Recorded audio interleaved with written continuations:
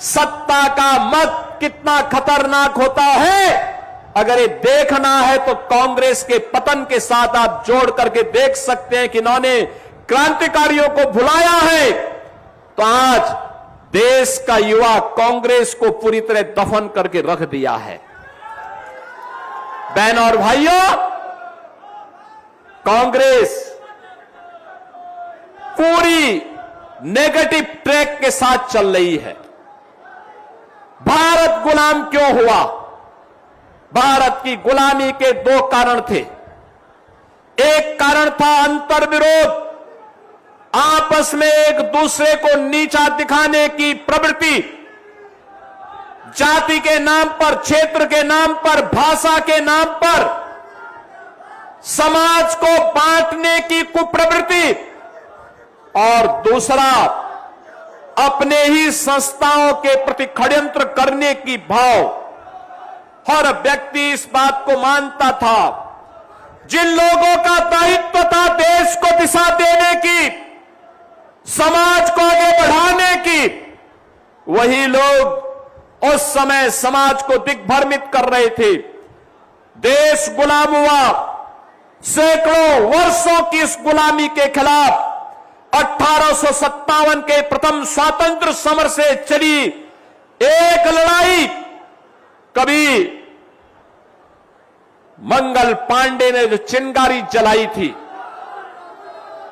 जो चिंगारी गोरखपुर में बंधु सिंह ने जलाई थी, जो चिंगारी बिठूर में त्यात्या टोपे के नेतृत्व में आगे बढ़ी थी, जो चिंगारी झांसी में झांसी की रानी लक्ष्मीबाई के नेतृत्व में आगे बढ़ी थी, जो चिंगारी मेरठ में धन सिंह कोतवाल के नेतृत्व में आगे बढ़ी थी, वह चिंगारी आगे बढ़ती गई। और चिंगारी का परिणाम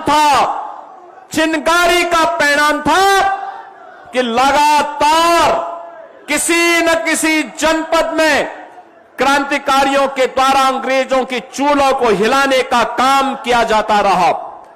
ये लड़ाई आगे बढ़ती रही।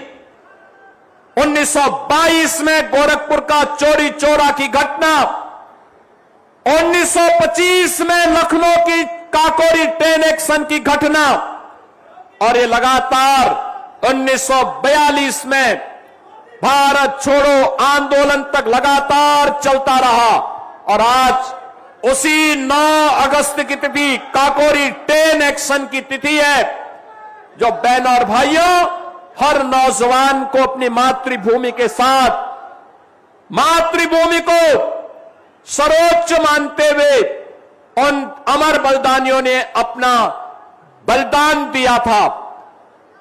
मातृभूमि को सर्वोच्च मानते हुए ही पंडित राम प्रसाद बिस्मिल फांसी के फंदे पर झूले थे। याद करना, ठाकुर रोशन सिंह, अस्फाउल्लाह खां, चंद्रशेखर आजाद, राजगुरु भगत सिंह, वीर सावरकर जैसे क्रांतिकारी सब कुछ भारत माता के चरणों में समर्पित करते हुए अपने आप को आजादी की इस लड़ाई में समर्पित किए थे। और आज जो पाप उस कालखंड में